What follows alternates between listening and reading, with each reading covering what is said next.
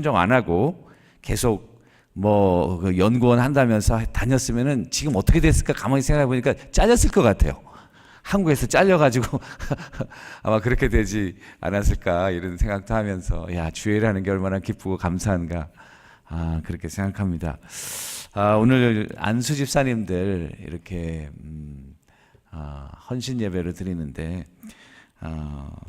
오늘 이 말씀을 가지고 우리가 다 사역자들이잖아요.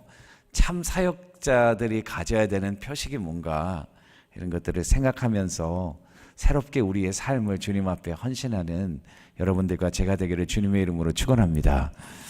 여러분들과 저는 짝퉁 시대에 살고 있습니다. 그 짝퉁이라는 말 여러분 잘 아시죠? 제가 한국에서 올 때 91년에 왔는데요. 그때는 짝퉁이라는 말 별로 안 썼어요. 근데 어느 순간부터 짝퉁이라는 말 많더라고요. 짝퉁의 사전적인 정의를 보면 진짜 같이 생긴 모조품. 꼭 보면 진짜 같아요. 근데 진짜가 아니에요. 근데 아예 가짜같이 만들어가지고 완전히 다르게 만들어버리면은 사람들이 금방 아는 거죠. 그런 걸 짝퉁이라고 안 그래요. 그런데 얼핏 보면은 꼭 진짜 같아. 그런데 진짜가 아닌 거. 그런 것을 짝퉁이라 이렇게 얘기를 하는 거죠. 영어로 하면 우리 모조 지폐 같은 거, counterfeit, forgery 이런 것들. 비슷하지만은 진짜가 아닌 유사품. Looks like, appears to be original, but it's not original. 그런 것들을 짝퉁이라. 중국은 불명예스럽게도 짝퉁 왕국이라는 별명을 얻었습니다. 그래서 전 세계에서 유행하는 모든 짝퉁을 구할 수 있는 나라는 중국이다. 중국에 가면 못 구할 수 있는 짝퉁이 하나도 없대요. 한국에서 뭐가 딱 유행되면 중국에서 금방 짝퉁을 만드는 거죠. 또 무슨 노래가 유행하면은 가짜 CD가 중국에는 금방 도는 거죠. 그래서 여러분 켄터키 프라이드 치킨 아시죠? KFC 그 로고하고 그 그림하고 너무나 유니크하잖아요. 제가 91년 떠나올 쯤에 한국에도 그 KFC가 들어왔었어요.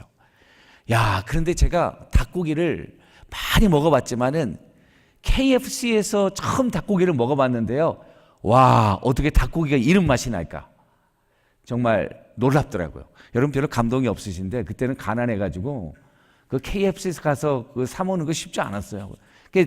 저는 닭고기를 안 먹고 비스켓만 먹고 조금 사가지고 애들 주고 이런 시절이었어요. 근데 중국에 가면은 로고도 똑같고 모양도 똑같은데 KFC가 아니라 KFG. 예, KFC가 아니에요. 우리 얼핏 보면 KFC 같은데 KFG 이런 것들이요. 그러니까 짝퉁이죠. 그 프랜차이즈에서 로열티를 내고 그래야 되니까 다 똑같이 만드는데 한 글자를 딱 다르게 만들어서 다른 사람이 볼 때는 KFC라고 혼동하게 만들면서 이게 사 먹게 만드는 그런 거죠. 짝퉁의 종류도 너무 많다고 그래요. 별거 다.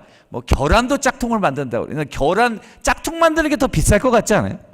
근데 그 정도로 짝퉁 왕국이다. 한국도 예외가 아니죠. 제가 한국에 있을 때 이제 대학생 때라고 생각해요. 그때 벌써 꽤 오래됐어요. 모자가 하나 필요해서 시장에 가서 모자를 샀다고요. 근데 유명 브랜드가 굉장히 싸게 나온 거예요. 그래서 모자도 하나 필요한데 잘 됐다고 그러고 샀어요. 그리고 모자를 딱 이제 쓰고 오랫동안 쓰고 다녔어요. 오랫동안 한 1년 넘게 쓰고 다닌 것 같아요. 그러면서 나는 이게 네임 브랜드, 유명한 네임 브랜드라고 생각하고 쓰고 다닌 거예요. 근데 어느 날 그냥 우연히 시간이 있잖아요, 사람. 그래가지고 모자를 자세히 봤어요. 앞에 있는 로고가 그게 아디다스였는데 아디다스인 줄 알았어요. 그런데 잘 읽어보니까 아디도스야. 아디다스가 아니고 아디도스를 1년을 넘게 쓰고 다닌 거예요. 그게 아디다스라고 생각하고 왜 이렇게 싼가 했더니 이게 짝퉁인 거예요. 그것도 모르고 제가 쓰고 다닌 거죠. 여러 나라 사람들이 그래서 상점에서 물건을 살 때 다음과 같이 묻는다고 합니다. 미국 사람들은 is it good? 이거 좋냐? 좋은 거냐? 이렇게 물어보고요. 또 독일 사람들은 이거 오래 쓸 수 있냐? Does it last? 이게 실용성 이런 것들을 보고, 일본 사람은 뭐 물어볼 것 같아요, 여러분? 일본 사람은 이거 신제품이냐? 뉴 모델이냐? 이거 물어보고, 한국 사람은 뭐 물어볼 것 같아요? 이거 진짜냐? 이거 진짜냐 가짜냐? 그래서 우리 접두사도 많죠. 기름도 그냥 기름은 좀 덜 좋죠. 무슨 기름이 좋아요? 참기름이 좋죠. 순두부도 원조 순두부, 진짜 이런 것들이요. 교파도 그래서요. 순복음 교회가 있잖아요, 여러분. 순복음 교회. 우리 장로교가 진수인데요. 순복음 얼마나 가짜들에 많이 속았으면은 복음도 우리는 순수한 복음이다. 아니 장로교는 가짜 복음인가요? 그 기독교 중에 제일 프로테스탄트 중에 오래된 역사와 전통을 가진 교회가 장로교인데 말이죠. 그런 게 생겨날 정도라는 거죠. 오늘 사도 바울이 데살로니가 교회에게 쓴 편지잖아요. 데살로니가 교회는 사도 바울이 3주 만에 개척한 교회예요. 3주 동안 있으면서 3번의 안식일을 지내고 복음을 전하고 거기에 교회가 섰어요. 우리 같으면 조금 더 오래 계시지 왜 3주 있었을까? 오래 있고 싶지 않았겠나요? 더 오래 계셨으면 오래 있었을 거예요. 데살로니가 교회에서 별일이 많았어요. 유대인들이 사도 바울을 얼마나 모함했는지 몰라요. 악한 소문을 퍼뜨렸어요. 저 사람은 가짜다. 저 사람은 사기꾼이다. 저 사람 돈을 바라는 사람이다. 저 사람 거짓 사도다. 그리고 폭도들을 동원해가지고 사도 바울을 막 죽이려고 했어요.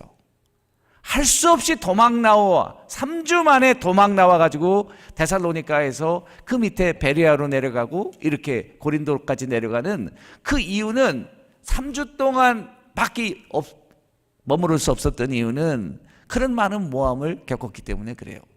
그리고 나서 고린도에 와서 이 복음서를 다시 저쪽 데살로니가 교회에 편지를 보내는 거예요. 보내는 이유는 3주 만에 세운 교회가 잘 되기를 바라고 그 가운데서 교회가 성도님들이 구원의 믿음의 확신 가운데 잘 서기를 바라는 그런 어머니와 아버지와 같은 안타까운 심정으로 이 말을 쓰고 있는 거예요. 이 말을 쓸 때 사도 바울이 지금 하고 있는 이유는 뭐냐면은 나는 I'm not a fake. 내가 짝퉁이 아니다는 거예요.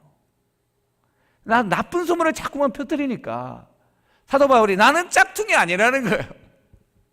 짝퉁이 아니라고 오늘 얘기하면서 첫 번째 사도 바울이 자기에 대해서 말하는 것은 나는 고난을 받는 사도라는 것을 오늘 말씀에서 이야기를 하면서 빌립보 교회에서 있었던, 여러분 데살로니가 전에 빌립보였거든요. 빌립보 교회에서 있었던 일들을 얘기하는 거예요. 빌립보 교회에서 내가 고난을 2절 보세요. 너희가 아는 바와 같이 우리가 먼저 빌립보에서 고난과 능욕을 당하였다. 여러분 사도행전 16장 보시면은 사도 바울이 2차 전도 여행 때에 빌립보로 넘어가잖아요. 빌립보로 넘어가면서 거기서 무슨 일을 겪었습니까, 여러분? 무슨 일을 겪었죠? 거기는 회당이 없었어요. 사도 바울이 늘 다른 도시에 가면 회당이 있었어요. 그 회당은 여러분 잘 아시죠? 이스라엘이 남유다하고 북이스라엘로 갈라지면서, 그리고 남유다는 아수르에 의해서 망하고 북이스라엘은 아수르에 의해서 망하고 주전 722년경에 남유다는 바벨론에 의해서 망하잖아요. 그 뒤로 성전이 다 무너지고 이스라엘의 나라가 다 없어지고, 그리고 아주 유능한 왕족들 또 기술자들 평민들 다 뿔뿔이 흩어졌어요. 그 뿔뿔이 흩어진 디아스포라의 후예들이 그레코로마 워드의 전 영역에 흩어지면서 회당을 만들어서 자기 유대인들의 아이덴티티와 신앙을 지켜가는 그 곳이 바로 회당이었어요. 그러니까 사도 바울이 가는 곳곳마다 제일 먼저 찾아다니는 곳은 회당이었어요. 왜냐하면 거기 가면 유대인들을 만날 수 있고 유대인들에게 복음을 전하는 거예요. 구약에서 하나님께서 우리에게 주신 그 메시아가 바로 예수 그리스도였다는 것을 증거하는 거예요. 예수가 그리스도였다는 것을 증명하고 그의 복음의 핵심이었어요. 근데 빌립보에 가니까 회당이 없는 거예요. 그 대신 회당의 전신인 기도처라는 것이 있었어요. 회당이 되려면, 회당은 어떻게 보면 시나고그, 이게 건물 같지만은 정확한 의미의 회당의 데피니션은 건물이 아닙니다. 10명의 유대인들이 있으면은 회당이 하나가 만들어져요. 그래서 유대인들은 비행기를 타고 가다가도 안식일이 되면 10명의 유대인들이 비행기 안에 모이면 그 비행기 안에 하나 회당이 되는 거죠. 그 회당이 없으니까 기도처에서 누구를 만나면 리디아를 만났어요. 자주장사 리디아. 리디아도 가만히 보면 대단한 여자예요. 여러분 1세기 그레코 로마 워드에서 정말 이 남편이 없는 것 같아요. 보니까 싱글 레이디인 것 같아요. 그런데 두아디라의 자기에서는 그 퍼플 다이로 온 그레코 로마 워드를 다니면서 무역을 해가지고 아주 훌륭한 비즈니스 워먼이 된 거죠. 사도 바울의 말에 감동을 받고 예수를 영접하고 그 일행들을 자기 집으로 이끌어서 우리 집에 유하라 이렇게 자기의 집을 제공하는 그런 여인이었어요. 그런데 동시에 있었던 일은 복음을 전하러 다니는데 그 귀신 들린 여종이 사도 바울 일행을 쫓아다니면서 막 괴롭게 했다 그랬잖아요.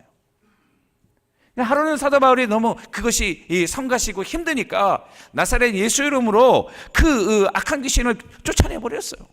그 귀신 들린 여종이 깨끗해졌어요.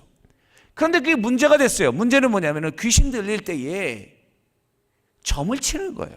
미래를 점쳐가지고 그 주인들에게 거기 복수를 그 성경을 자세히 보시면 그게 복수로 돼 있어요. 주인이 한 사람이 아니고 여러 사람인 것 같아요. 대개 보면은 그 노예의 주인은 한 사람인데 복수로 나와 있는 것은 제가 생각할 때는 이 사람의 원래 주인이 있고 또 점을 치려면은 뭐 이렇게 자리도 마련해야 되고 여러 사람이 그 귀신 들린 여종에게 투자를 한 것 같아요. 그래가지고 돈을 벌면 이윤을 나누고 뭐 그런 것 같아요. 그런데 귀신이 나가니까 정신이 말짱해져가지고 점을 못 치는 거예요. 그러니까 이 주인들이 난리가 났어요. 네가 여기 들어와가지고 우리 로마 사람의 자부심을 가진 이 로마가 사람들이 행하는 풍습을 받지도 못하는 이런 이상한 풍습을 전한다. 그리고 관과에 가서 이 사람을 고하고 그 로마 관원들은 아무것도 모르고 사람들이 막 웅성웅성하면서 이를 데리고 와서 고소하니까 옷을 벗기고 매를 아주 심하게 쳤어요. 그리고 빌립보 감옥에 갇혔어요. 착고를 든든히 채워서 갇혔다. 야, 정말 여러분 한번 생각해 보세요. 하나님의 비전과 꿈을 가지고 복음을 전하다가 빌립보에 가가지고 저도 복음 전하다가 매 맞고 뭐 이렇게 다른 사람에게 좀 이렇게 멸시천대는 받은 적은 있지만은 매를 맞고 감옥에 갇힌 적은 없어요. 저는 사도 바울은 감옥에 갇힌 거예요. 바울과 실라가 감옥에 갇혔어요. 한밤중 되니까 여러분 애들 키워보신 분들 아시죠? 열이 낮에 납니까? 밤에 납니까? 애들 잘 안 키워보셨는가 보다. 애들 키우면요 열은 꼭 밤에 나요. 그러면 아이고 낮에 타이레놀을 꼭 사다 두고 그때부터 타이레놀이 없어. 저는 그런 경험이 있어요. 밤이 되면요 사람이 낮에 매를 심하게 맞고 그 심하게 맞은 것도요 여러분 가만히 보시면 아주 severely flog, 그 flog란 말은 채찍질인데 채찍 그레코 로마 워드에는 그 채찍 뒤에 맨 끝에 그냥 가죽 채찍만 맞는 것이 아니라 거기에 쇠라든지 뼈 조각이라든지 이런 걸 붙여요. 그러니까 날카로운 아주 단단한 물질을 붙여서 채찍질을 하면서 그 날카로운 것들이 이 살에 박히는 거예요. 그래서 채찍질을 띄게 되면 그 살점이 떨어져 나가는 아주 심한 거예요. 그러니까 이걸 심하게 맞았으니 여러분 온몸이 어떻게 됐겠어요? 피가 나고 진물이 나고 그 던전 아주 습기가 있고 축축한 흙바닥에 착고 매여서 누워있는 그 밤에 바울과 실라가 겪었던 그 고통을 한번 생각해봐요. 고통을 얼마나 힘들었겠어요. 여러분 같으면 어떻게 하겠어요? 만약 여러분들이 복음을 전하다 저 같으면은 야, 정말 한심할 것 같아. 하나님이 능력을 베푸셔서 이런 어려움도 없이 복음을 능력 있게 전하게 안 하시고 사람들에게 모함도 받고 사람들에게 짝퉁이라고 놀림을 당하고 그리고 폭도들을 동원해가지고 몰매를 맞고 도망 다니면서 이렇게 한밤중에 고통과 신음 가운데 있을 때에 원만과 불평이 나오는 것은 자연스러운 일이에요. 사도 바울, 여러분 사도행전 16장 보면 사도 바울이 어떻게 하고 있나? 실라야, 우리가 찬양하고 기도하자. 야, 이건 저는 믿음의 옵션이라고 생각해요. 불평할 수밖에 없는 상황 가운데에 불평해도 되지만 불평하지 않고 야, 우리가 아프고 신음소리하고 원망하고 하고 한숨밖에 나오지 않는 이 상황이지만은 바울과 실라가 우리가 하나님께 찬양하고 기도하자. 한밤중에 찬양하며 기도했다 그랬어요. 밤중에는 시계 소리도 잘 들리잖아요. 그 찬양과 기도 소리가 온 옥 안에 퍼지는 거죠. 그러니까 죄수들이 그 소리를 다 들었다 그랬어요. 그들의 원통하고 분한 마음들, 그들의 마음에 있는 그런 원한들 얼마나 많은 사람들이에요. 그 마음들이 그 사도 바울의 찬양과 기도 소리를 들으면서 잔잔해지는 거예요. 그런데 그 순간 놀라운 역사가 일어났어요. 옥터가 움직이고 옥문이 다 열려버렸어요. 하나님의 기적의 역사가 일어난 거예요. 불평하고 원망할 수 있는 상황에 하나님께 믿음으로 찬양하고 기도하니까 기적의 역사가 일어나는 줄로 믿으시기를 주님의 이름으로 축원합니다. 여러분, 불평하고 싶을 때, 원망하고 싶을 때 어떻게 합니까? 불평하고 원망하세요? 여러분들만 더 비참해집니다. 저도 불평 많이 해봤어요. 하나님 앞에 불평하고 원망하면 결국 힘들어지고 더 어려운 거는 본인밖에 없더라고요. 그런데 그 상황 가운데 믿음을 발휘하는 거죠. 믿음은 뭡니까, 여러분? 그런 상황에 쓰라고 주는 것이 믿음 아닙니까? 하나님을 의지하고 하나님의 뜻이 있을 것이다. 오히려 찬양하며 기도하고 그 아픔을 무릅쓰면서 찬양하고 기도할 때에 그 찬양 소리에 하늘이 감동하고 사람들의 마음이 열리면서 하나님의 기적의 역사에는 옥터가 움직이고 성경 잘 읽어보세요. 옥문이 다 열렸어요. 사도 바울의 착고와 사도 바울이 갇혔던 옥문만 열린 것이 아니라 옥터가 움직이면서 터가 움직였으니까 모든 사람들이 갇혀져 있던 이 옥문이 다 열려진 거예요. 여러분 어떻게 할 거예요?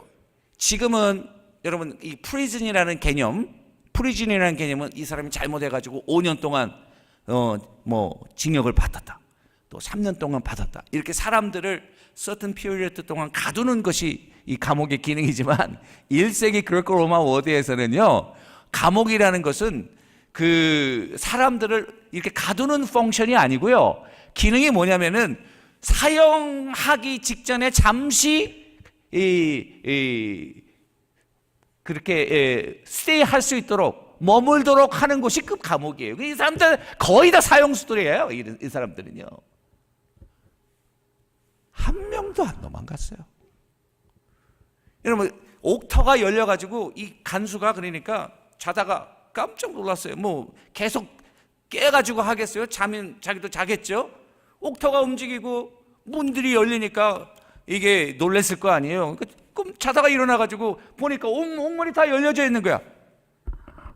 죄수를 잘못 간수하면은 그 간수가 죄수의 벌을 받게 돼 있어요. 다 사형수들이니까 자기는 죽은 목숨이나 다름없죠. 그럼 어떻게 할 거냐? 명예롭게 죽기 위해서 자결하려고 칼을 들고 사도 바울이 깜짝 놀랐어요. 그러지 마라. 우리가 다 여기 있다. 너를 해하지 마라. 거기에 간수가 완전히 넘어진 거예요. 옥문이 열렸는데 그 흉악하고 원통한 마음에 분한 그런 마음들이 많은 사람 한 명도 순한 양같이 그 자리에 다 있고, 사도 바울도 우리가 여기 있으니까 너를 해하지 말라. 여기에 이 간수가 완전히 넘어간 거예요. 그러면서 사도 바울은 일행을 데려다가 맞은 데를 다 씻기고 음식을 차려주고 그 앞에 엎드려서 어떻게 하여야 구원을 얻으리까? 어떻게 하여야 구원을 얻으리까? What must I do to be saved? 사도 바울이 주 예수를 믿으라. 그리하면 너와 내 집이 구원을 얻으리라. 온 가족이 세례를 받고 그리고 구원을 얻고 빌립보 교회가 탄생하게 되었어요. 고난 가운데 괴롭게 하고 힘들게 하고 정말 길을 막았던 그런 어려움 가운데 믿음으로 찬양하고 기도할 때 기적이 일어나게 되었고, 그 기적을 통해서 하나님이 이 빌립보 교회를 형성하게 하신 거예요. 사도 바울이 이 얘기를 하는 거예요. 내가 그곳에서 그런 고난을 받았다. 그 고난을 받은 이야기를 하고 있는 이유는 무엇입니까? 그 이유는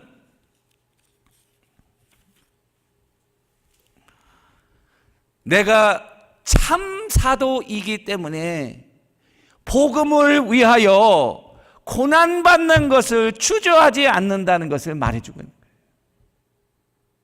너희가 이야기하는 것처럼, 많은 유대인들이 헛소문을 퍼뜨리는 것처럼 내가 짝퉁이 아니라는 거예요. 짝퉁인지 아닌지 어떻게 알아요, 여러분? 목자도 사꾼이 있고 참 목자가 있잖아요. 요한복음에 보니까 사꾼은 어때요? 어려움이 있으면 다 도망가요. 사자가 오고 곰이 오고 늑대가 오고 오면은 양들을 버리고 다 도망가. 왜 그래요? 자기 양이 아니에요. 예수님은 참 목자잖아요. 참 목자는 양들을 위해서 목숨을 버린다 그랬어요. 사도 바울이 이 얘기를 하는 것은 너희들이 유대인들의 소문에 넘어가면 안 된다. 그들은 여러 가지 악한 말로 너희에게 잘못된 말을 하고 있지만은 참 사도의 가장 중요한 표식은 뭐냐? 진리와 복음을 위하여 고난받는 자가 참 사도다. 사람들에게 융숭한 대접을 받고 존경을 받고 많은 보수를 받고 그것이 참 사도냐? 아니면은 복음을 위하여 자기 목숨을 내려놓을 정도로 이렇게 고난과 어려움을 겪는 것이 참 사도의 표식입니다.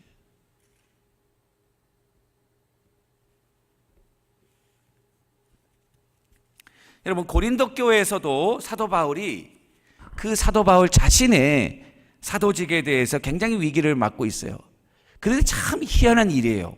고린도 교회는 여러분 아시지만은 그 마케도니아로 내려와서 맨 밑에 거기 이 섬처럼 생긴 반도에 있잖아요. 항구도 있고 아주 메트로폴리탄, 그리고 2개 항구를 가지고 있어가지고 상업과 무역의 요충지고 많은 사람들이 오가는 그와 같은 도시가 바로 고린도였다고요. 그 고린도는요, 경제적으로도 그러니까 물물 교역이 많으니까 경제적으로도 부하고, 그런데 그 교회를 사도 바울이 가가지고 얼마나 또 여러 가지 영적으로 열악한 가운데 있었겠죠. 성적으로 타락하고 세속적이고 그런 도시였어요. 거기에 복음을 세운 거예요. 교회를 복음을 전하고 교회가 세워진 거죠. 그런데 얼마 지나서 이 고린도 교회에 또 문제가 생겼어요. 그 문제가 생긴 것은 잘못된 사도들이 들어와가지고 사도 바울을 또 모함하는 거예요. 그러니까 1세기 그리고 로마 5대에 이 사도 바울은요, 아주 어려움을 많이 겪은 사람이에요. 우리가 생각할 때는 비전을 가지고 능력 있는 사도였지만은 사도 바울의 삶을 가만히 따져보면 가는 곳곳마다 적들이 많아요. 그런 모함하는 사람들이 많아요. 그리고 복음을 전하고 이은데 잘못된 사도들이 와가지고 사도 바울을 tearing down하고, 그리고 자기들의 그런 잘못된 복음을 전하는 것 때문에 사도 바울이 늘 편지를 쓰고, 편지를 쓰는 이유가 뭐예요? 지금 같으면 이메일하고 전화하고 막 스카이프 해가지고 다 얘기했을 건데 다 편지 써가지고 너희들이 믿음에 굳게 서기를 원한다. 말씀을 성령으로 받았지만 너희가 육신으로 마치려느냐, 갈라디아서 이런 말들을 하고. 고린도 교회도 고린도 후서의 가장 중요한 주제는 뭐냐면은 사도 바울의 사도직을 얘기하는 거예요. 그러면서 내가 참 사도인 것을 얘기하는 거예요. 그런데 참 사도인 그것을 얘기하는, 그 당시에 많은 그런 잘못된 거짓 선지자 예루살렘에 가서 추천서를 받아와. 훌륭한 사도들, 거기에 기둥과 같은 사도들의 recommendation, 추천서라고 나오잖아요, 여러분. 그 recommendation, 애들 대학 갈 때 여러분 선생님이나 또 좋은 사람의 recommendation이 굉장히 중요한 역할을 하는 거예요. 그거 벌써 1세기 그레코 로마 5대에서부터 있었던 거예요. 그러니까 많은 사람들이 하도 복음을 전하니까 누가 진짜냐, 자기를 증명하는 추천서를 가지고 다니는 거예요. 근데 베드로라든지 요한이라든지 야고보라든지 이런 기둥 같은 사도가 자꾸 추천서를 써주면은 이것이 그 사람의 그런 사도직을 증명하는 아주 중요한 그런 것이 되는데, 사도 바울은 그게 없어요. 그걸 가지고 온 사람들이 와서 사도 바울 잘못된 사람이다, 이 사람은 말이야 사기꾼이다 말이지, 그리고 이 사람 막 거짓 사도다, 이런 악한 소문을 퍼뜨리는 거죠. 사도 바울은 거기서 하는 말이, 나는 레코멘데이션이 없다. 종이로 쓴 글로 쓴 이거 아무것도 없어. 그렇지만은 You are my recommendation. 여러분들의 마음에 성령으로 쓴, 교회가 없다가 교회가 생겼잖아요. 사도 바울의 전도로 말미암아 교인들이 다 됐잖아요. 그러니까 여러분들 자신이 나의 레코멘데이션이다. 어느 것이 참 레코멘데이션이냐, 이 얘기를 하고 있는 거예요. 그러면서 이 사도 바울이 이 고린도 교회에서도 무슨 얘기를 하냐면은, 나는 자랑할 게 아무것도 없다. 그러나 한 가지 자랑할 거 있는 거, 나의 연약함을 자랑한다. 많은 사람들은 자기가 나 이것도 잘하고 이것도 잘하고 이것도 내세울 수 있다 막 얘기했지만, 사도 바울 아니다. 내가 연약해짐으로 하나님의 능력이 나로부터 나타나. 난 그거 하나 자랑한다. 복음 이외에는 내가 자랑할 것이 없다. 사실은 사도 바울 자랑할 거 많아요. 유대인 중에 유대인이죠. 베냐민 지파죠. 히브리 바리새인이죠. 여러분, 가말리엘에서 공부했죠. 바울이 태어난 데는요, 사도 바울은 다소, 터서스. 다소는요, 유니버시티, 대학이 최초로 생긴 곳이 다소예요. 그러니까 그레코 로마 워드에서는 거기가 아이비리그가 있는 그런 데서 날 때부터 로마 시민권을 자랑할 게 많아요. 사실은 보통 사람보다 훨씬 높은 수준에서 자랑할 게 많지만은 아무것도 자랑할 거 없고, 나는 그리스도의 복음 이외에는, 나의 연약함 이외에는 자랑할 것이 없다. 그런데 참 이 성도들이 참 사도를 못 알아보는 건 안타까운 일이죠. 그러면 사도 바울이 고린도 후서에 보면은, 내가 자랑할 것 또 하나 있는데 그것은 나는 고난을 많이 받은 사도다. 그러면서 자기 suffering 리스트를 많이 기록해요. 다른 사람들은 자기 이력을 많이 기록하는 거야. 나 여기서 공부하고 누구를 알고 어떤 경력을 가지고 있고, 세상적인 경력. 그런데 사도 바울의 리스트는, 나는 고난받은 경력이 내 자랑거리다 라고 얘기하는. 그러면서 고린도 후서 11장 23절에 의하면 suffering 리스트 한번 들어보세요. 사도 바울이 어떤 고난을 받으셨는지. 그들이 그리스도의 일꾼이냐 정신없는 말을 하거니와 나는 더욱 그러하다.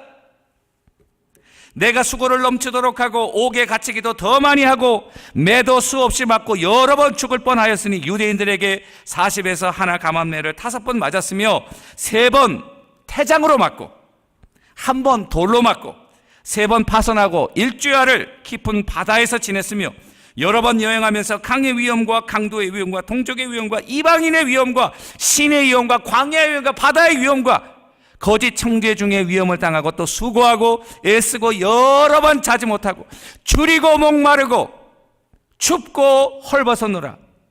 그 다음이 더 기가 막힌 말이에요.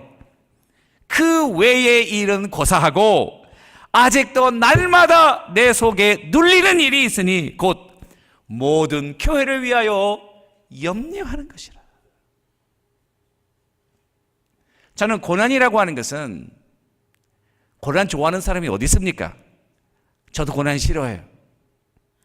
그런데 하나님의 사역자들로 받는 고난이야말로 우리가 참 사역자인지 아니면 짝퉁인지를 구분하는 시금석과 같다. 거짓 사도들은요, 고난을 피해 다녀요. 또 거짓 사역자들은 고난스러운 일을 안 하려고 그래요. 자기 위험이, 몸의 위험이, 신상의 위험이 닥친다든지, 재정적인 손해가 난다든지, 또 레피테이션의 데미지가 간다든지, 이런 일들을 안 하는 거죠. 그러나 복음이 진리인 것을 깨닫고 복음에 목숨을 건 사람들은 자기의 위험과 재정적인 손해와 시간에 이런 것들을 구애하지 않고 하나님의 영광과 말씀과 진리의 복음을 위해서 그 어려운 고난을 넘겨받는 거예요. 어느 게 참된 사도입니까, 여러분? 명예와 존경을 쫓아다니면서 대접을 받는 것이 참된 사도입니까? 진리를 위하여 자기의 모든 것을 내려놓는 것이 참 사도입니까? 사도 바울이 고난을 이야기하고 있는 것은 너희가 판단하라는 거예요.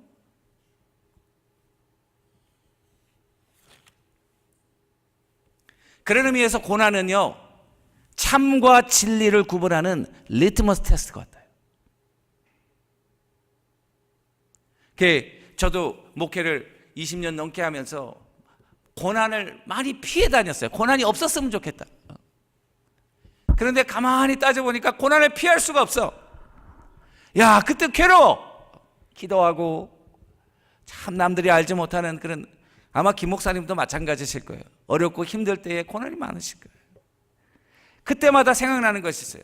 사도 바울의 이 말씀에, 야, 이 고난이야말로 내가 큰 교회에서 사람들에게 존경을 받으면서 목회를 힘있게 하고, 야, 이게 참 사도같이 보인다. 어떻게 그렇게 할 수 있을까? 우리가 그런 것들을 추구하지만은 가만히 따지고 보면 이렇게 어렵고 힘든 그 사도 바울의 고난이야말로 그가 참된 사도이라는 정말 강력하고 이펙티브한 증거예요. 스트롱하고 이펙티브, 효과적인 증거예요. 야, 이것이 우리의 정말 하나님의 참 사도인 마크구나. 갈라디아서에 보면은 복음을 전했는데 그들이 율법주의자들이 들어와가지고 할례를 또 행하고 그런 일들을 많이, 맨 마지막에 보니까 사도 바울이 뭐라고 그랬냐면은, 이제 더 이상 나를 괴롭히지 말라. 내 몸에는 그리스도의 흔적이 있다. 그 흔적이란 말은 스티그마타라는 말인데, 흔적, 그리스도의 흔적이 있다. 사도 바울은요, 빌립보에서도 맞았을 뿐 아니라 여러 곳에서 너무 이런 고난을 당했어요. 사도 바울의 몸을 벗겨보면은 거기에 그리스도의 흔적들이 있어요. 나를 더 이상 괴롭게 하지만 네가 참사도냐 안 사도 더 이상 악유하지 말라는 거예요.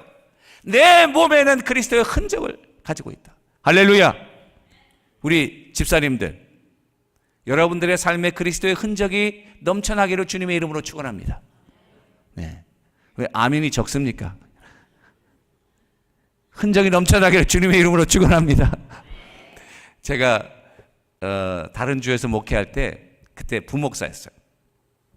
부목사였는데 이제 교회 밴, 이 내시벨 한 장로인데 밴이 있더라고요. 그 밴을 사는데 이 코사인을 이제 해야 되는데 그때 이제 우리 담임 목사님이 안 계셨기 때문에 이 장로님들이 코사인을 하시면 돼. 장로님들 코사인을 안 하시더라고. 그래서 내가 용감하게 장로님들 안 하면 나한테 가져오라고. 그래서 제가 사인 딱 했어요. 그 밴을 딱 샀어요. 그러고 나서 그 교회를 이제 그만두게 됐어요. 제가 부교육자였기 때문에. 그리고 이제 다른 주로 이사를 갔어요. 그런데 이사 간 지 한 2년 정도 지났는데요, 은행에서 전화가 왔어요. 딱 전화가 오더니 페이먼트가 밀렸다 이거예요.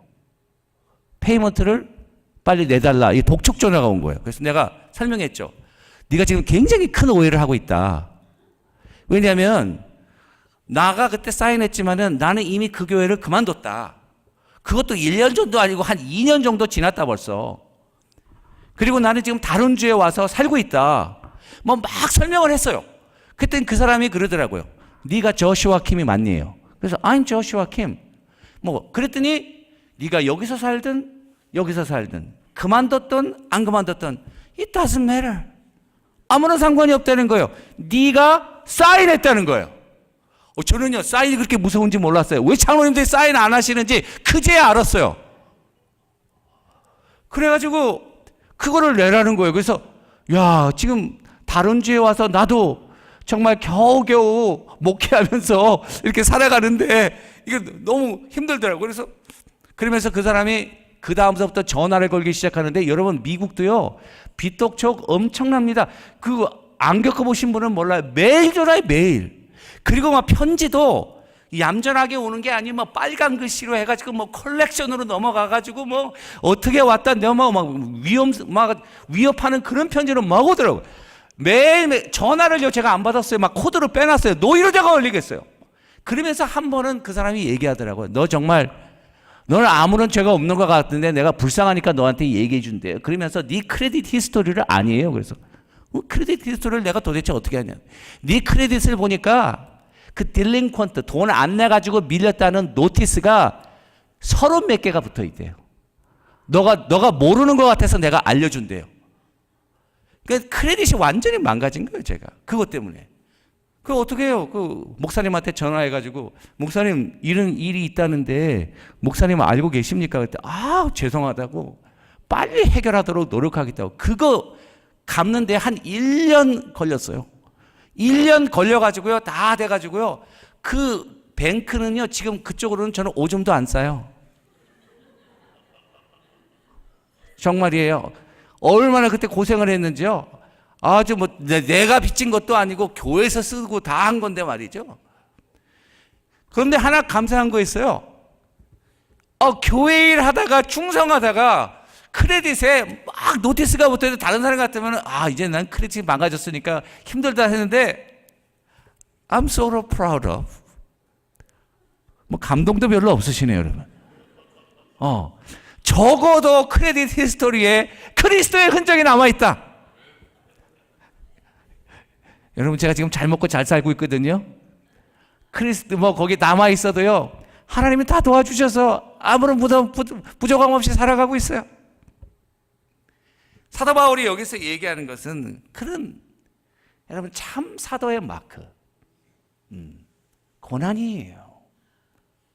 하나님의 일을 하면서 고난 받는 거예요.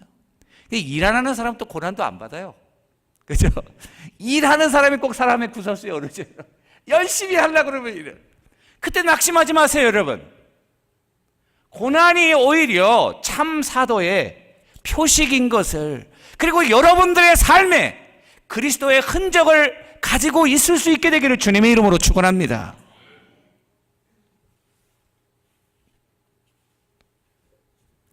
두 번째 참 사도의 사역은요, 참 사역자는 하나님을 기쁘시게 하는 거예요. 그 대상이 하나님을 기쁘시게 하는 거예요. 여기 보니까 하나님 앞에 내가 옳게 여기심을 받았기 때문에 사도 바울은 하나님만을 기쁘시게 한다라고. 목회하면서 저도 그런 많은 유혹을 느껴요.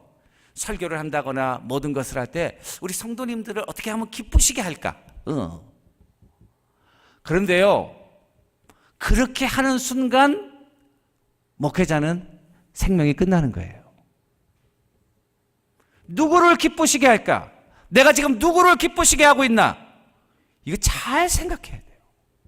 하나님이 나를 부르시고 나를 충성되게 인정해서 나에게 복음을 맡기셨기 때문에 내가 기뻐할 대상은, 기쁘게 할 대상은 사람이 아니라 하나님이다. 저는 목회할 때 처음부터 얘기를 했어요. 제가 45세에 우리 클리블랜드 중앙 장로교회 와서 지금 13년째 목회를 하고 있는데요, 여러분 저에 대한 기대가 많으실 줄로 믿습니다. 그렇지만 제가 한 가지 여러분들에게 분명히 얘기할 수 있는 것은 I'm not here to please you. 여러분들을 기쁘시게 하기 위해서 내가 여기 온 것이 아닙니다. 그러니까 저희가 여러분들을 기쁘시게 할 것을 아예 기대하지 마십시오 그랬어요. 그때 다 아멘 했어요. 지금까지 아멘 하고 있어요. 할렐루야. 여러분, 김 목사님이 여러분들을 기쁘시게 하기 위해서 여기 있다고 생각하면 오산이에요. 목사님들은 여러분들을 위해 기쁘게 하기 위해서 여기 있는 게 아니에요. 하나님이 우리를 보내주셔서 나에게 주신 목적을 감당하고 우리의 유일한 기쁨의 대상은 하나님이에요. 여러분들의 사역의 기쁨의 대상은 하나님이에요. 사도 바울은 이렇게 고난이 많았으면 얼마나 괴롭겠어요. 저도 목회를 하면서 때로는 이 당회에서 모든 일이 다 잘 될 수는 없잖아요.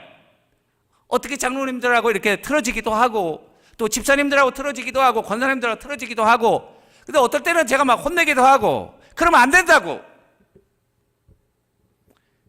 상처도 받고 그러죠. 그런데 참 마음이 아프지만은 그렇게 하는 이유는 하나님을 기쁘시게 하는 게 우리의 사명이기 때문에 그래요. 사도 바울도 마음이 그렇게 안 될 때는 마음이 안 좋잖아요. 여러분 남하고 관계 속에서 이렇게 틀어지면서 그거 얼마나 힘들어요. 사도 바울은 고린도전서 4장 2절에서 너희에게나 다른 사람에게나 판단을 받는 것이 내게는 매우 작은 일이다. I care very little if I am judged by you or by any human court. Indeed, I do not even judge myself. 나는 나 자신을 판단하지 않는다. 나도 나 자신을 판단하지 않는다. 판단하시는 분은 하나님이에요. 사람에게 판단받으면 사도 바울은요, 이거는 별 볼 일 없는 사도예요. 얼마나 많은 고난을 받고, 얼마나 많은 비난을 받고. 그러나 하나님이 사도 바울을 귀하게 쓰는 이유가 뭡니까? 사람들을 기쁘시게 하는 사도가 아니라 하나님만을 보고 나니까 하나님에게는 사도 바울은 귀한 사람이에요. 하나님이 여러분들을 귀하게 보시는 이유는 많은 사람들을 위해서 기쁘게 하시는 게 아니라 다른 사람들이 이해를 하지 못하고 다른 사람들이 때론 나를 오해하고 있지만은 그러나 하나님은 나의 중심을 아시고 하나님만을 기쁘게 하니까 하나님 보시기에는 귀한 사람인 거예요. 여러분들은 하나님 앞에 귀한 종들이 되시기를 주님의 이름으로 축원합니다. 구약의 다니엘을 보십시오. 저는 우리 새벽기도의 다니엘서를 이제 다 마쳤는데요. 몇 달 전에 다니엘서 12장밖에 안 되는 대선지서 중에 가장 짧은 서신서인데 그 아주 영적인 챌린지가 대단하더라고요. 저는 강해를 하고 설교 준비를 하면서 제가 제일 많이 은혜를 받은 것 같아요. 근데 그 다니엘은 기도의 사람 아닙니까, 여러분? 제가 주일에 기도에 대해서 얘기하겠지만은 잡혀가가지고 그 바벨론의 궁전에서 그 왕의 그런 자문 역할을 감당하도록 그 로얄 아카데미에서 3년 동안 그 공부하는 과정에 다니엘서 1장에 나와 있잖아요. 용모가 좋고 지혜가 있고 출신 성분이 좋은 각 나라의 사람들을 고용해가지고 그들을 바벨론의 학문과 언어와 그리고 점성술과 이런 것들을 가르치면서 왕의 자문 역할을 하면서 그 바벨론 제국을 통치하는 그런 일들을 하는 일에 거기 다니엘이 뽑혀간 거예요. 나라가 망하고 성전도 다 없어지고 이방의 나라의 노예로 끌려왔는데 왕의 궁전에서 그런 로얄 아카데미에서 이거 얼마나 정말 불행 중 다행이에요. 거기서 얼마나 살아남기 위해서 노력을 해야 돼요. 그런데 왕의 그들에게 주는 그 산의 진미를 딱 보니까 다 구약에서 그 많은 그런 음식들, 그런 우상에 바쳤던 재물들, 이런 거, 이걸 우리가 먹을 거냐 말을 거냐. 다니엘과 세 친구들 살아남으려면 먹어야죠. 잘 먹고 그리고 해서 자기가 그렇게 살아남아야죠. 그런데 이거 먹는 거 보니까 단순히 먹는 게 아니야. 자기의 신앙의 정체성, 내가 누구인지, 하나님 앞에서 어떤 사람인지, 이런 것들과 반대되는 이런 우상의 제물들을 먹어야 되는. 그러니까 다니엘과 세 친구는 결단한 거예요. 이거 먹지 말자. 그 대신 물과 채소를 주고 열흘 동안 시험해서 누가 더 얼굴이 좋은지를 비교해서 황관장에게 우리가 이 신앙의 정체성을 지키게 해달라. 이곳에 와 있지만은 그러나 하나님의 선택된 민족이고 하나님의 종들이라고 하는 그런 신앙의 정체성을 우리가 지켜나가겠다. 이런 결단 아니에요, 여러분. 야, 저는 이거 대단하다고 생각해요. 왕도 두려워하지 아니하고 사람들도 두려워하지 아니하고 하나님 앞에서 자기 영적인 그런 것들을 지키기 위해서 이렇게 그 다니엘을 하나님이 축복하시고 그에게 그 열흘 뒤에 그 얼굴이 윤기 나고. 그래서 저는 그 다니엘 다이어트다. 물과 채소. 다이어트를 혹시 하시고 싶으신 분이 있으면 이 다니엘 다이어트, 물과 채소를 먹었더니 얼굴이 더 거기에 영적인 요소가 더 들어갔겠죠. 하나님을 향해서 기도하고 주님만을 바라 하나님의 기적적인 역사가 그들을 붙드시는 거예요. 그들을 하나님이 축복하신 다음에 그에게 꿈과 이상과 비전을 해석할 수 있는 능력과 그런 은사를 주셨잖아요. 그 은사는 그가 바벨론이 제국이 망할 때까지 바사 메대 왕국이 들어서기까지의 그 모든 세계 정세를 예측하고 조언하고 심지어는 왕을 패하고 왕을 세우는 일에 가장 주력의 주도 역할을 할 수 있었던 리딩한 리더의 그 역할은 바로 거기서 왔어요. 하나님이 그와 같은 사람을 쓰실 거예요.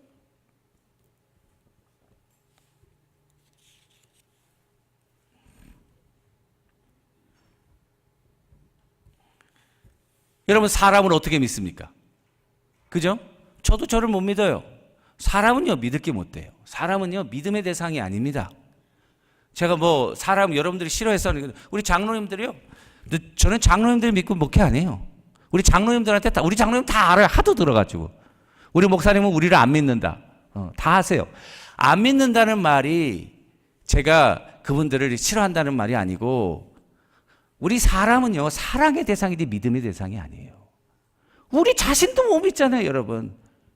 사람 믿고 목회하면 큰일 나요, 여러분. 그냥 하나님을 믿으면서 나가는 거예요. 그러면은 하나님께서 이 모든 일을 역사하시는 거예요. 여러분, 다니엘서 6장에 보면은 다니엘이 너무 리더십이 뛰어나니까 그 주위의 사람들이 다니엘을 시기했어요. 그래서 다니엘을 모함하기 위해서 그 바벨론 왕에게, 바벨론 왕을 어떻게 보면 속인 거죠. 30일 동안 왕 이외에 다른 사람이나 신상이나 누구에게 기도하면은 그냥 사자굴에 쳐 넣어라. 왕은 아무것도 모르고 그거 좋은 아이디어다. 그리고 도장을 찍었어요. 도장을 찍었으면은 여러분 어떻게 돼요? 다니엘은 기도의 사람이에요. 날마다 기도하는 사람이에요. 그거 알고 다니엘 잡으려고 그렇게 한 거예요. 여러분 같으면 어떡하겠어요? 야, 이제 아무한테도 30일 동안이니까 30일만 참자. 30일 동안 기도 안 하고 그리고 30일 지나서 하면 되지 않겠냐. 이렇게 우리가 타협할 수 있잖아요. 다니엘은 6장 10절에 보니까 이렇게 돼 있어요.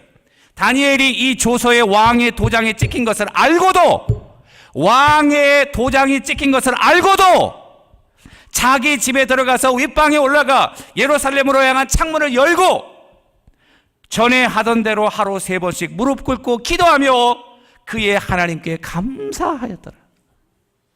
도장 찍힌 거 알고 하나님께 기도했어요. 그건 뭐예요? 왕의 그 명령, 죽인다는 명령, 그거 두렵지 않다 그 말이에요. 하나님을 믿는 신앙과 타협하지 않겠다 그 말이에요. 하나님 중심으로 나가겠다 그 말이에요.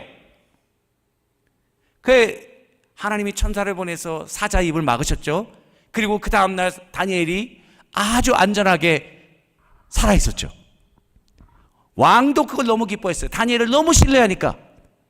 도장을 찍고 나서야 자기가 많은 대신들에 의해서 속임을 당했다는 것을 알고 아침에 제일 먼저 일어나가서 다니엘이 있느냐? 다니엘이 있는 것을 보고 왕도 너무 기뻐했어요. 그 부분에 대해서 제가 이제 말씀을 준비하면서 주석책을 보니까 그 윌리엄 바클레이 주석에 아주 기가 막히게 돼 있더라고요. 그 뭐라고 써 있냐면, 이 다니엘이 사자굴에 들어갔을 때에 정말 위험에 처한 사람은 다니엘이 아니라 바로 그 사자들이었다.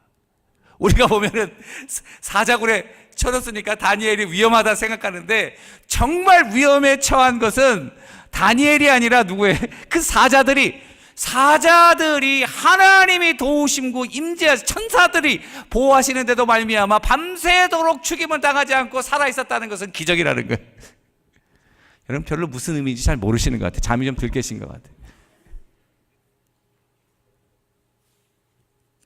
사람을 기쁘시게 하는 건요, 목회자가 아니고 연예인입니다. 연예인은 인기, 군중들의 인기에 목을 매는 거예요. 그 사람들이 많은 사람의 환호 앞에서 이렇게 공연도 하고 또 유명세를 타지만 그 인기가 사라진 뒤에 그들의 비참하고 쓸쓸한 모습도 아시죠, 여러분? 그래서 마약을 하고 또 술을 먹고 알코올 중독을 하고 그리고 그런 성적 쾌락의 그런 것들을 만족해 보려는 그러나 그러고 하면 할수록 더 깊은 고독 속에 빠져. 사람을 기쁘게 하는 것은 그 연예인이죠, 여러분. 그건 목회자가 아니에요. 리고레 목사는 많은 목사님들이 훌륭한 그런 종으로 시작했다가 나중에는 연예인으로 끝난다. 그래서 저는 우리 모든 사역자들, 집사님들, 장로님들 결정하셔야 돼요. 내가 사람을 기쁘게 할 건가? 아니면 하나님을 기쁘게 할 건가? Every moment. 저도 그거 많이 생각해요. 이거 하나님을 기쁘시게 하는 건 과연? 크라이터리아가 이게 사람을 기쁘게 하는 거냐, 하나님을 기쁘게 하는 거냐. 두 개가 같이 갈 수도 있지만은 같이 가면 할렐루야. 그러나 그것이 어려울 때 우리가 선택해야 된다면 여러분들과 저는 참된 하나님의 종으로 하나님만을 기쁘시게 하는 여러분들과 제가 되기를 주님의 이름으로 축원합니다. 세 번째, 우리 참된 사도의 마크는 권리 포기입니다.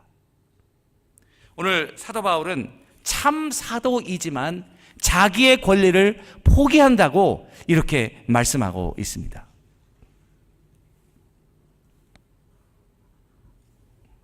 사도 바울은 초기부터 자비랑 사역을 많이 했어요. 텐트 깁는 일을 했어요. 유대인들은 자기 직업 이외에 이머전시에 자기가 살아남을 수 있는 그런 라이프 스킬들을 하나씩 다 배웁니다. 그게 이거 자기 지식과 이런 것들이 아니라 아무것도 없을 이머전시에 생계할 수 있는 그런 일들. 예를 들면 머리 깎는 일이라든지 요리하는 일이라든지 또 텐트 깁는 일. 사도 바울은 텐트 깁는 게 자기 그 라이프 스킬이에요. 고린도 교회 같은 경우는 큰 교회인데도 거기 사례비를 안 받았어요. 사례비를 안 받은 이유, 베드로는 부인을 데리고 다니면서 그리고 이렇게 하면서 했다고 이렇게 돼 있어요. 많은 사도들이 자기가 하는 일에 대한 그런 대가를 받는 것이 그게 당연한 것이었지만 사도 바울은 때로는 자기 주어진 기본적인 권리를 포기하고 있어요. 포기하는 이유는 뭡니까? 복음의 전도에 그것이 방해물이 되면 자기의 주어진 아주 기본적인 권리도 I'm ready to give it up. 포기하겠다 그 말이에요. 왜 그럽니까? 참 사도니까 그러죠.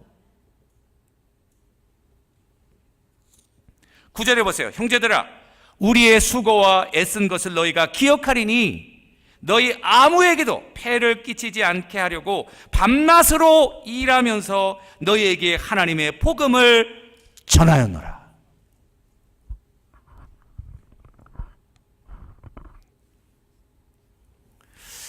제가 좋아하는 또 목사님 중에 로렌 커닝햄 목사님 계세요. 로렌 커닝햄 목사님은 YWAM이라고 그래서 우리나라로 예수전도단을 만든 분이고, 이 예수전도단은 정말 엄청납니다. 젊은 사람들을 훈련시켜서 저 남미의 그 게릴라가 사는 그곳으로 그 사람들이 들어가서 게릴라들과 함께 생활하면서 게릴라의 그런 두목이 회개해서 온 게릴라들이 예수를 믿는 일은 아주 도전적이고 우리가 생각할 수 없는 일들을 하는, 어떻게 보면 21세기의 그런 영적인 선지자와 같은 이런 일들을 하는 열방대학을 세우고, 우리 한국에도 제주도 열방대학이 있죠, 여러분. 하와이 열방대학이 있고 세운 그분이에요. 그분이 자기의 간증을 담은 그와 같은 예수전도단을 세울 때 자기가 겪었던 그런 영적인 전쟁들과 갈등들을 이렇게 간증처럼 책을 썼는데, 그 책의 이름은 내 신을 벗으라. 내 신을 벗으라는 책이에요. 거기에서 아주 기가 막힌 이야기를 하고 있어요. 무슨 이야기를 하고 있냐면은 한번 들어보세요, 여러분. 간단히 말해, 제가 그냥 다 거두절미하고 본론만 얘기합니다. 간단히 말해, 승리의 결국 내가 성경에서 예수님의 삶을 통해 발견한 것은, 간단히 말해 승리의 비결은, 영적인 승리의 비결은 곧 포기라는 것이었다. 저는요, 이것을 목회 경험을 통해서 어렴풋이 알고 있었어요. 야, 이 사도 바울의 이 모습이 대단하다. 우리가 바로 이런 길을 가야 되는구나. 그런데 이 글을 읽으면서 정말 무릎을 탁 쳤어요.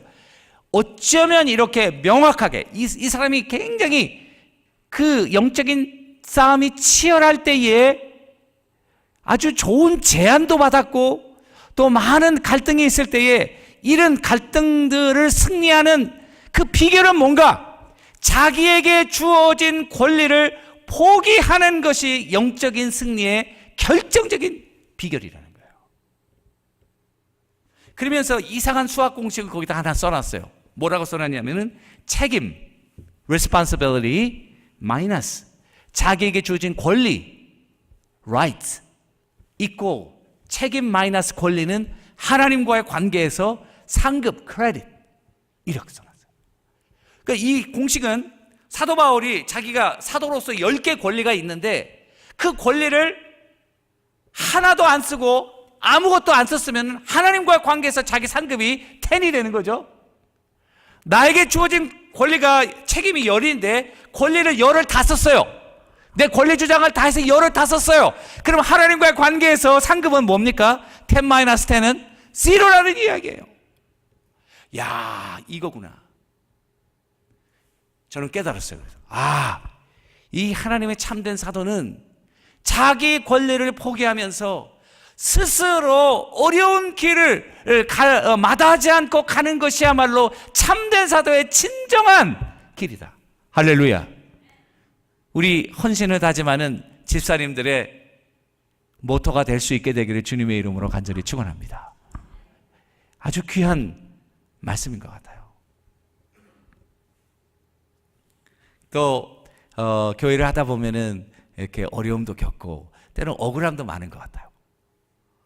그런데 이 사역자들, 이 집사님들, 장로님들, 사역자들의 특징은 뭐냐면은 그 억울한 사항을 다 주장하고 이야기하지 못한다는 거예요.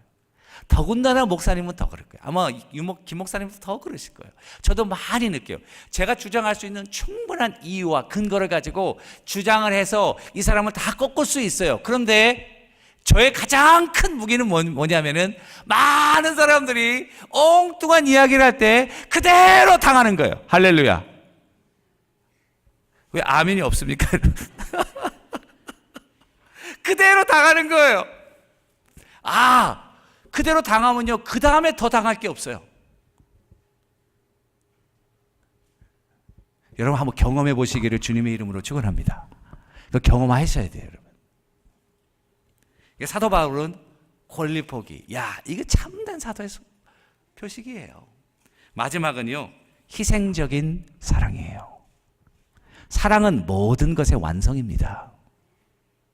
사도 바울은 그러면서도 이 데살로니가 교인들을 마치 어머니가 그 자녀에게 젖을 먹이듯이 유모같이 내가 사랑과 헌신과 희생으로 키웠다.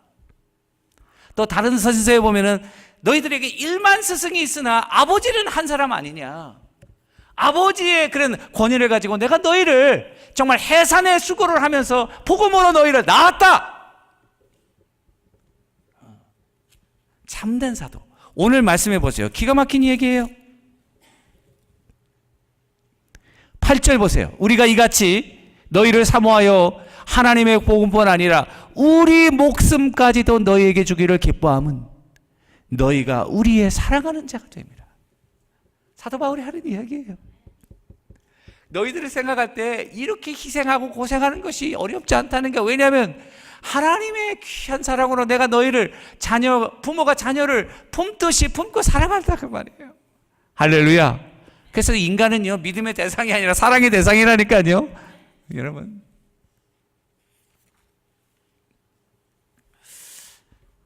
저는 우리 한국교회가 이렇게 부흥하고 교회 역사상 유례없는 성장을 하게 된 여러 가지 그런 요인들이 있지만, 그 중에 중요한 것 중에 하나는 우리 선교사님들의 희생적인 사랑의 결과가 아닌가.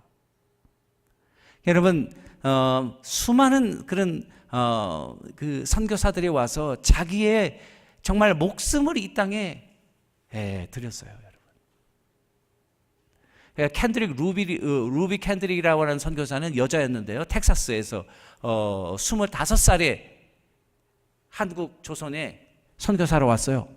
1년도 안 돼서 죽었어요. 복음도 전하기 전에 죽었어요, 선교사가. 남도 지방에 그런 많은 유진 벨 선교사님은 부인을 2번이나 잃었어요.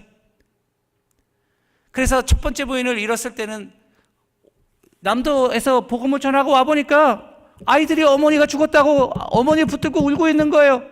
어떻게 죽었는지 모르지만 그런 계통으로 그냥 심장이 안 좋으셨는지 복음 전도하고 몇 달 지나서 와보니까 죽어 있었어요.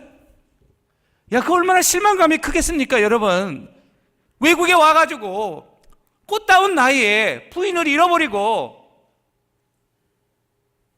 그 자녀들을 데리고 가서 자녀들을 자기 누이에게 맡기고 다시 한국으로 왔어요. 한국으로 와서 다시 복음을 전하다가 다른 선교사님과 결혼해. 그 선교사님은 자동차 사고로 또 죽었어요.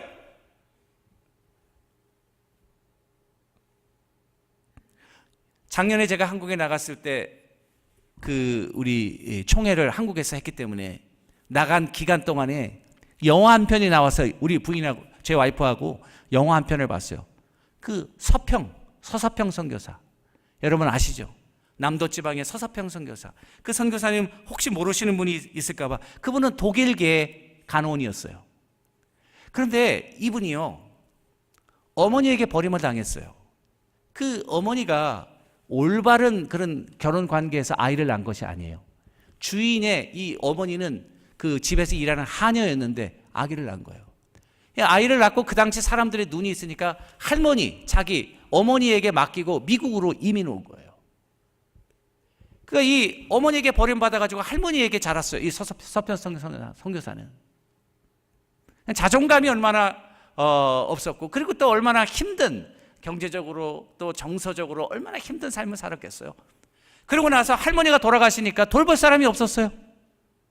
돌볼 사람이 없으니까 어디로 왔냐면은 엄마가 있는 미국으로 왔어요. 미국으로 왔는데 아시다시피 1800년 미국으로 왔는데 여러분 아시지만 엘리스 아일랜드를 거쳐서 왔는데 미성년자니까 부모가 와야 이 사람이었는데 엄마가 안 나타나는 거예요.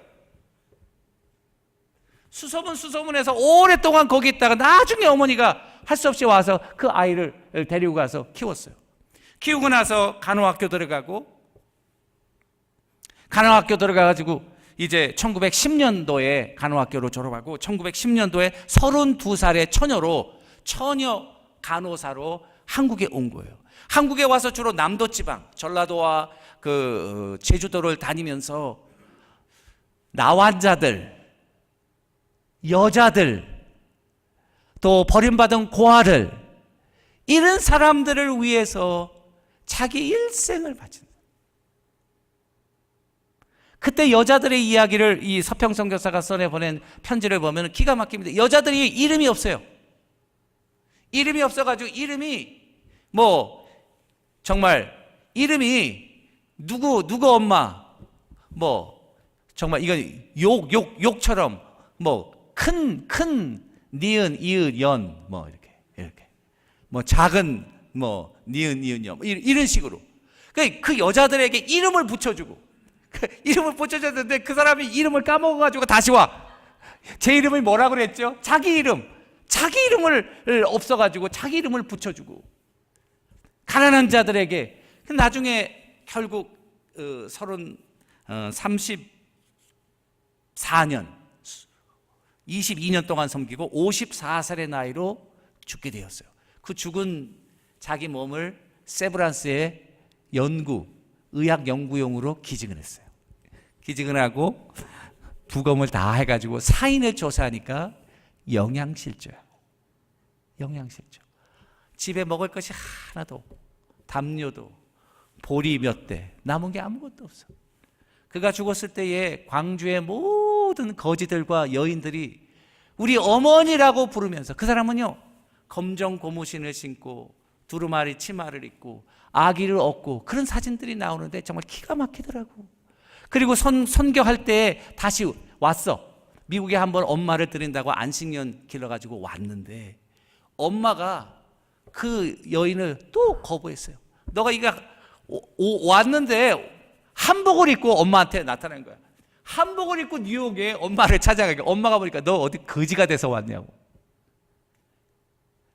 그러니까 엄마에게 버림을 여러 번 받았는데 그 고난이, 그 가난한 여인들, 남편에게 버림을 받고 사회에 버림을 받고 고아 병든 이런 사람들을 보면서 자기 모습을 보고 그들을 껴안고 그들을 사랑하고 결국 그렇게 해서 남도 지방에 정말 복음을 전하는 그런 선교사들의 희생으로 오늘날 여러분들과 내가 있는 줄로 믿으시기를 주님의 이름으로 축원합니다.